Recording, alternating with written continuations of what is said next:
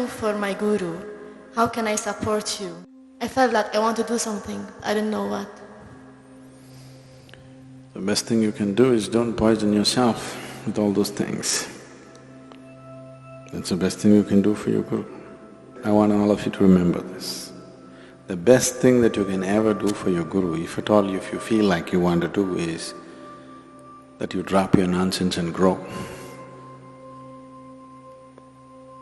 What's the best thing a garden can do for a gardener? To grow and bloom, isn't it? No, we want to do this to you, we want to do that to you. That's not the intention. That's not the goal. The best thing you can do for anybody is, you must do what they want, isn't it? Not what you want. Always this is the problem.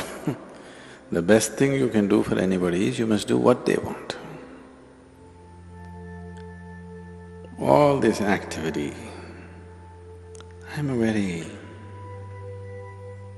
people who have known me early, I was an extremely taciturn person.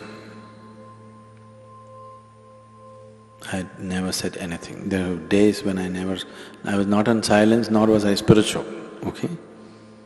I was just there because most of the time, whether you went to school or college or wherever you went, whether the students spoke or the teacher spoke, everybody spoke such nonsense.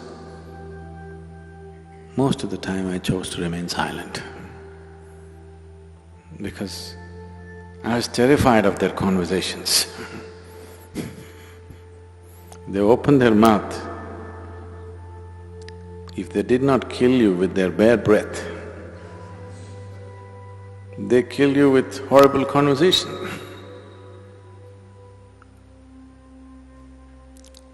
Very few people on this planet can simply joyfully say something, it doesn't matter. You don't have to say some great thing. Simply pouring out of their heart, saying something, or simply able to be with another person, very few people. All others are desperately trying to be smart, or they're repeating something they heard somewhere, something they read somewhere, some nonsense endlessly. So I would never speak. Very rarely I would speak. In some places I was exuberantly boisterous, but in most of the other places I was…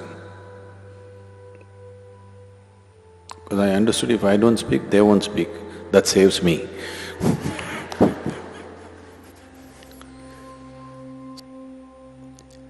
So now all this endless talking, this activity, non-stop, doesn't matter where I am, constantly I'm in groups of people, not even with individual people, constantly with huge groups of people. Either in public, sitting behind a microphone, or wherever I walk, there are minimum 10 people around me. So, this is not my personal choice. This is a terrible need that there is in the world. That if you do not communicate the way people know, if you do not behave and act the way people know right now, if you don't walk 2 steps with them, you can never walk them in a different direction. So, there is nothing you can do. The best thing you can do is you grow and blossom. Drop your nonsense.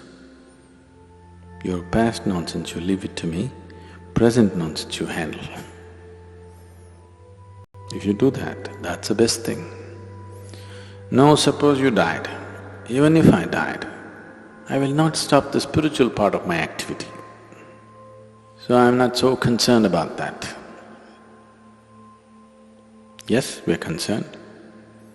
The foundation could be hurt, activity could be hurt, but not the spiritual part of the work. The concern is that people will be here and if they don't grow,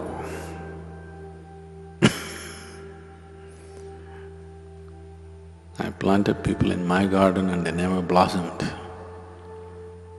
That I'm terrified of.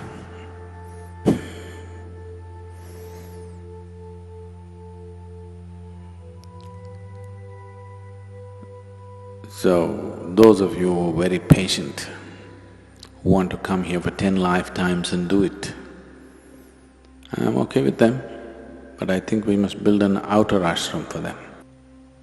Even here there is, in a way, but we wouldn't like that to be here because of various reasons. We would like everybody who comes here to be absolutely there in the very core of what's happening. I don't want to create a core and a periphery here. Here there's only one burning spot, that's everywhere. So, if you seen the popcorn? You never seen popcorn?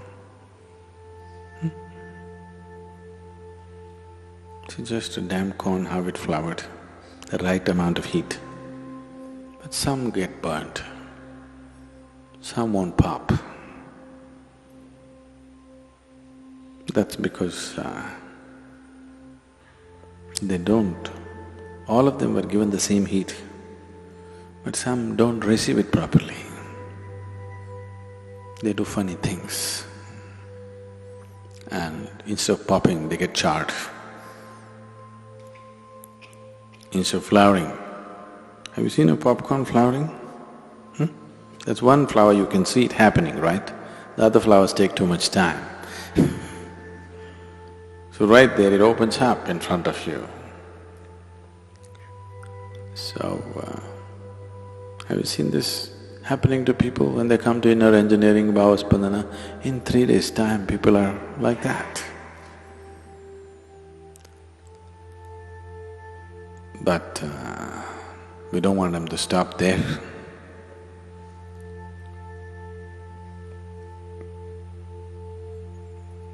Because we are Attanika Asapadu people. You know what that means? We desire for everything, we don't desire for this much growth or that much growth. We are not willing to settle for anything less than the whole. If you are willing to settle for peace, we could settle you very easily. If you're willing to settle for love, we would settle you very easily. If you're willing to settle for blissfulness, we could settle you very easily. But we are Attanika Asapadu. We won't settle for anything. We want it all. Because of that kind of mode, it's just on and on and on. If you're willing to settle for any one of those things, peace, love, satisfaction, happiness, we could have settled you up very easily. So if you just want to settle for any one of them, it's okay, it's your choice. But and you need not be in the core of things. You could be anywhere and still do that,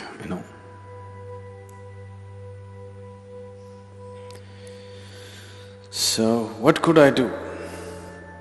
Especially if Sadhguru is going to die tomorrow, you must blossom tonight, isn't it? So I want you to look at life like this. Either you may die or I may die tomorrow morning. So, something should happen tonight. Isn't it so? So don't think in terms of weeks and months and years and decades or lifetimes. Think in terms of moments. Because life is in moments.